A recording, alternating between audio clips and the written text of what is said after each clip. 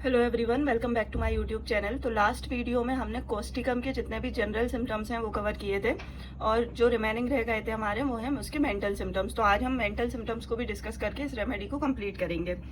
तो mental symptoms में हम सबसे पहले देखते हैं कि क्या वो चीज़ है जिससे कि उस पेशेंट को एलिमेंट्स आना स्टार्ट हुए हैं।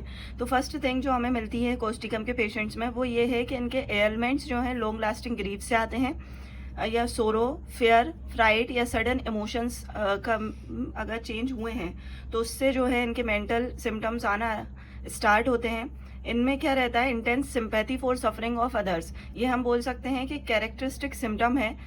ये जो है कैरेक्टरिस्टिक है कोस्टिकम के पेशेंट्स की, कि कोस्टिकम के पेशेंट्स जो रहते हैं वो उनके अंदर जो है इंटेंस सिंपैथी रहती है for the sufferings of other. For example, अगर क्लिनिक पे भी कोई पेशेंट आया है और दूसरा ऐसा पेशेंट आया जिसमें कि जिसको उससे कई ज़्यादा प्रॉब्लम्स हैं, तो वो पेशेंट हो सकता है कि वो अपनी जगह उसे पहुंचा दे कि नहीं, उसे ज़्यादा दिक्कत है तो उसे पहले दिखाना चाहिए। क्यों? क्योंकि उसे सिंपैथी होगी उस पेशेंट से। दयालु जो है उसका बिहेवियर ऐसा रहता है।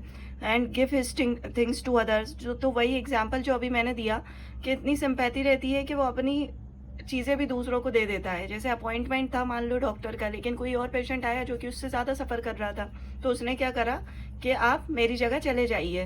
क्यों? क्योंकि उसे उस पर सिंपैथी आई। तो ये सिंपैथी में अपनी चीज़ें भी दूसरों को दे देता है। Deep sense of justice and righteousness. क्या है इसमें? जस्टिस का स्वभाव है इसके अंदर, कि ये पेशेंट जो है ना उसे जस्टिस को लेकर बहुत ज़्यादा सीरियस होगा, ना इंसाफ़ी को बर्दाश्त नहीं कर पाएगा किसी के भी साथ हो वो उसके लिए एक्शन लेगा। एंजाइटी एंड फियरफुलनेस उस पेशेंट में देखने को मिलती है। वो एंजाइटी कैसी रहती है, उसके अंदर हमेशा एक डर बना रहता है कि कुछ गलत होने वाला है, that something bad is going to happen. अब वो फेयरफुलनेस हेल्थ के बारे में हो सकती है कि उसे डर लगेगा कि कहीं मुझे कोई बीमारी ना हो जाए, कहीं मुझे कोई बड़ी बीमारी तो नहीं होने वाली है। डेथ के बारे में हो सकती है किसी लव्ड वन की, कि मान लो कोई बीमार है, उसे उस पर सिंपैथी आ रही है, तो उसके जो दिमाग में है ना वो ये भी चलेगा कि कहीं इस पर्सन की डेथ ना हो जाए, उसे लेकर उसे एंजाइटी होगी। लव्ड वंस के लिए एंजाइटी है वही, कि उनकी केयर, बहुत केयरिंग नेचर रहता है उनके लिए। अब प्रोलॉन्ग ग्रीफ आफ्टर डिसअपॉइंटमेंट्स।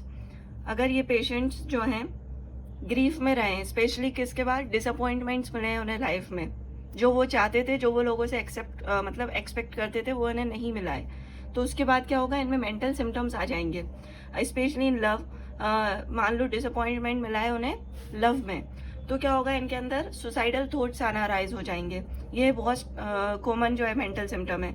इनमें tendency to dwell on past sorrow, के इन्हें अगर पास्ट में भी डिसअपॉइंटमेंट मिला है जिसकी वजह से ये डिप्रेशन में रहे हैं या कुछ दिन इन्हें एंजाइटी हुई है, तो उसको बार बार सोचेंगे और उसको सोचने के बाद ये वापस जो है उसी फेज में चले जाएंगे।